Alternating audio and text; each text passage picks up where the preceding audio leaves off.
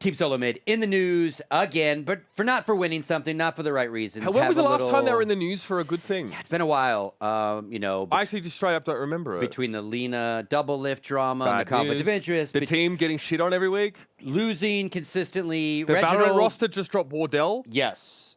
Obviously, Reggie in the news, big Wired article, bullying, Yeah, harassment. right. Also, again, so it's not a good year. We have never done a positive segment on TSM on this show. I think we talked about. Did we talk about when they branded with the crypto? Was that pre-breakdown coming back? I can't remember. Would that have been positive? Probably not. On this show? Probably not, even if we talked about it. But you're right. And so The FTX deal you're talking about. Yeah. When they, and this was obviously not a positive story. No! You want to walk us through this a little very bit? Unpositive story, yeah. Scott. Okay, so this post comes out from TSM saying that they've just recently been made aware of some very serious allegations. I'm just going to read it. Of conflict of interest and unethical practices against League of Legends coach Peter Zhang. Peter Zhang is the coach of the academy team and the head of player development at Team Solo Mid. They terminated him straight away, and they're also looking at sort of legal routes to follow. I'm like, when I saw this, I'm like, who the fuck is this guy?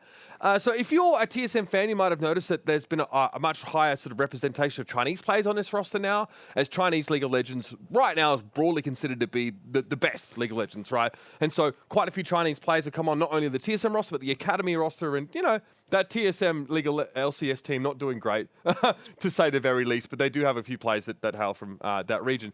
Peter Zhang is responsible for bringing them over. He was essentially a connection, but even that was kind of sus, right? So this is two parts. First part is that Peter Zhang would basically, he would be at TSM. TSM would go to him, we want ex-Chinese player, right?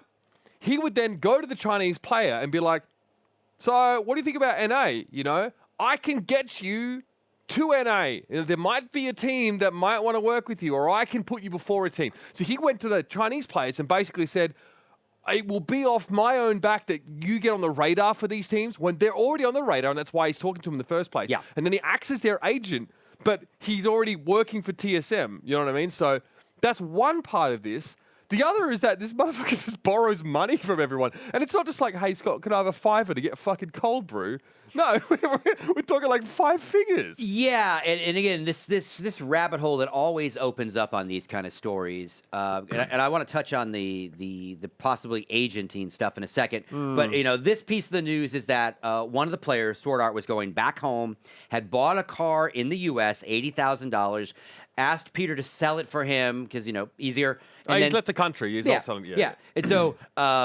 You know, can you sell the car for me and then send me the money when you get it? Yeah, sure, we'll do it. Well, he did half of that. He sold the car.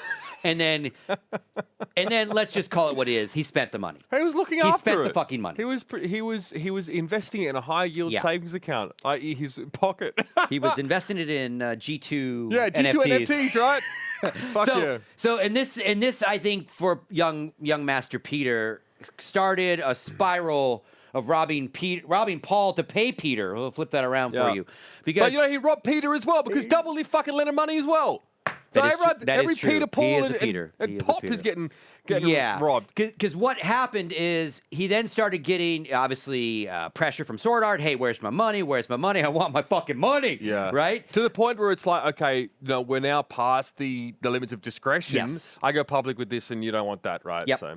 And so Peter then starts asking everyone in the organization, other players, like you mentioned, Double Lift, to borrow money. Because obviously, and he's using excuses of a sick grandmother. Apparently, his grandmother was unwell, and there was something there, right? Okay. But you know, so we don't know all the details about where this. Obviously, though, you know, my understanding is that this is still an exorbitant sum. Yeah. Sort of on top of that. And yeah, like this says here, Double Lift was on stream. Like, yeah, this motherfucker tried to borrow 70 grand from me. I don't know if he did lend him the money or not. Hey, bro, favor to ask, man. Just a quick little favor. You think, I'm in a pinch. Can you lend me a few bucks? Yeah, sir, man. How much you need? 70 grand. Maybe to these people, 70G is pocket change. I'm happy for them. It's Yeah. like 70 grand. Be like, what, motherfucker? Maybe I just lack some perspective on that scenario. So, and obviously, again, he's trying to borrow all this money to not only pay SwordArt, but whatever else he's got going. I don't know if Peter got some sort of extravagant lifestyle going, whether there is actually, grandmother issues, other issues that he's trying to literally borrow money to take care of altruistic reasons, so to speak, but still kind of weird.